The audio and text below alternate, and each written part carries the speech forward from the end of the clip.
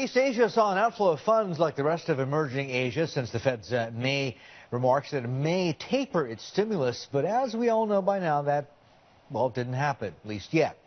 That event highlighted the need for more stable sources of funding. And while that turmoil made it harder for companies to issue foreign currency bonds, the Asian Development Bank said the issuance of local currency bonds was less effective. Let's talk to IwanAzis, head of the Office of Regional Economic Integration at the ADB, Asian Development Bank. He joins us live out of Tokyo. Pak, good morning. Great to see you. Appreciate your time. Let's get to the key question. That is, I want to know, in terms of emerging Asian economies, who is the most vulnerable to an outflow of foreign funds? And the flip side of that question is, foreign ownership levels of Asian sovereign debt? Where is it the highest?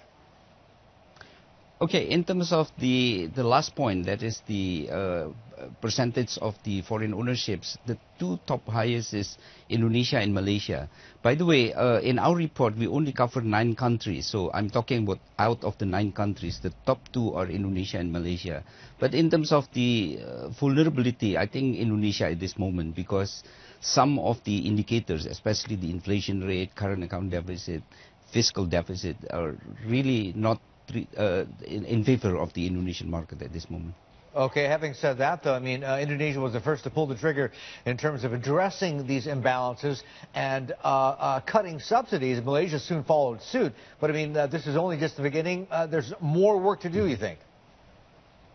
Absolutely, and they are doing it. The problem is that I should say most of them are not really going to come up with the outcome in the short run, because some of these issues are really medium-term issues related to structural reform and so forth.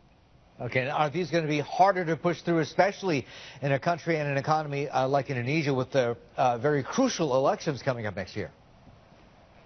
No, I'm not that pessimistic about it, because in a way what happened since May after the QE tapering discussion, it's an eye-opening for the policymakers as well as the market in part of this region. So I'm not too pessimistic about the success of the reform at this moment. Of course, if you look at the big picture, it's a bit sad why we need to have a quote-unquote crisis before they're really serious in terms of the structural reform. Yeah, strange, huh? It's almost human nature, I guess, because, policy is decided by humans, policymakers, that is.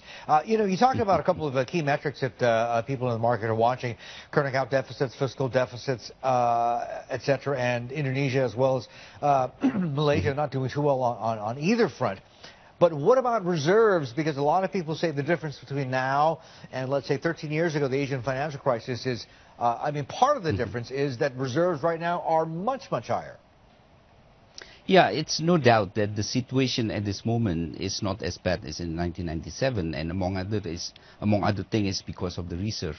And if you recall, the first market turmoil started late May, and then it peaked in June. And during that period, some of these countries, including Indonesia, is trying to use the reserve to intervene the foreign exchange market. And then when they started to realize that on the one hand, that doesn't help in terms of stopping the capital outflows, and on the other hand, they started to see that their foreign reserves started to dwindle to a certain level, then they stopped doing it. So I think using the foreign reserve to intervene the foreign exchange market is not the right way to do at this moment. Indeed, capital controls, are they the right way? The IMF seems to think so now, finally. No, it's not really, because the term capital control is too loosely used now by many people.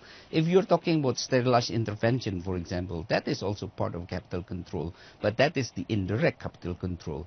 But the more blatant capital control is like, for example, you're not allowing the repatriation and so forth. And I hope they're not doing it, because that will not help the market.